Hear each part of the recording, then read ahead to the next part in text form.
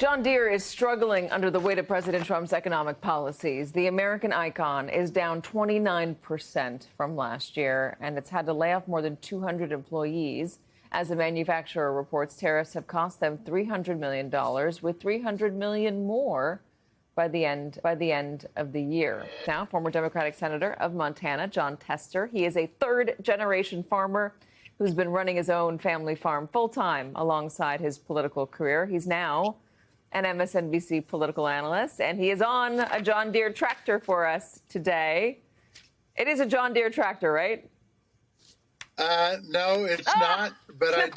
I do have a John Deere baler that the bearing went out of this year, and I will tell you, the bearing replacement had China on it.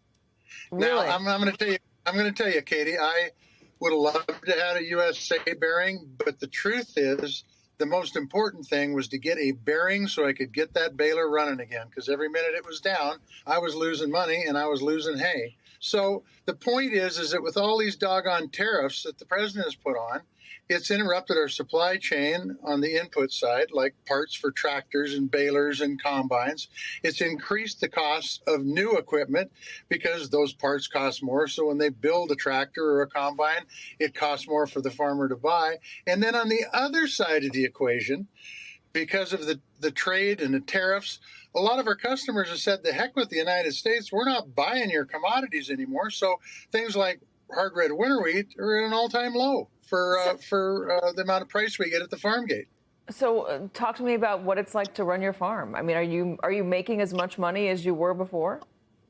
Well, the problem is that when you have prices down, which they are because of we need to be able to sell to foreign nations, particularly the Pacific Rim, and you have input costs that are up, it doesn't leave a lot of margin for error.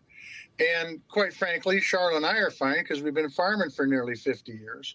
But the people who are new to agriculture, those young farmers who don't have the cushion, they haven't saved money for times like this, they're going to be in trouble. And a lot of those folks are going to go broke. And I would also say this, if this continues, a lot of folks like me are going to go broke too. When you say if this continues, what do you mean by this? This means higher input costs, and by the way, not just farm parts, but inputs for fertilizers and chemicals.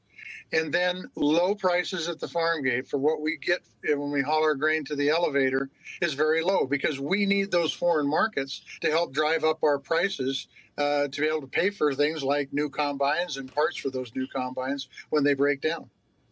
So would there have been a way for Donald Trump to rehaul manufacturing, to say, hey, listen, we don't think that you should be getting all your parts from China. We don't think that we should be getting steel from overseas. We want to be able to have John Deere not lay off people, like 230 that they've laid off, but hire 230 more people, maybe even more, in order to have a flourishing business in the United States. Would there be a way to do that in the world as complicated as it currently is? Yeah, and I would just say, as with many things, don't use a sledgehammer, use a pair of pliers, and tweak the system to encourage folks to bring their businesses over here. But it can't be done overnight. It's going to take time, and try to minimize the increased costs along the way by encouraging those folks to continue to supply materials to the United States manufacturers. And I think that's how you do it. When you walk in and say, look, we're going to put 10 or 20 or 30 or 40 or 50% tariffs on folks, it kind of turns them off when you say, well, we'd like to sell you some grain or we'd like to sell you some lentils or soybeans. They're going to say, what the heck, man? You're torching us on one side. We're not buying your product on the other. And farmers get caught in the middle, and then we end up in a tough shape. But no, they should have done it slowly, not overnight, and then it wouldn't have caused the disruption it's caused. I wasn't quite sure what this shot would be like of you working out in the field today. I thought maybe you were just going to be, sitting next to a tractor, showing it as here's what a tractor looks like, Katie, you New York City gal. But no, you're actually sitting on one and working. Thank you so much for being with us and taking the time out of what looks like a busy day for you, Senator. Katie, it's always a pleasure to talk agriculture. Thank you.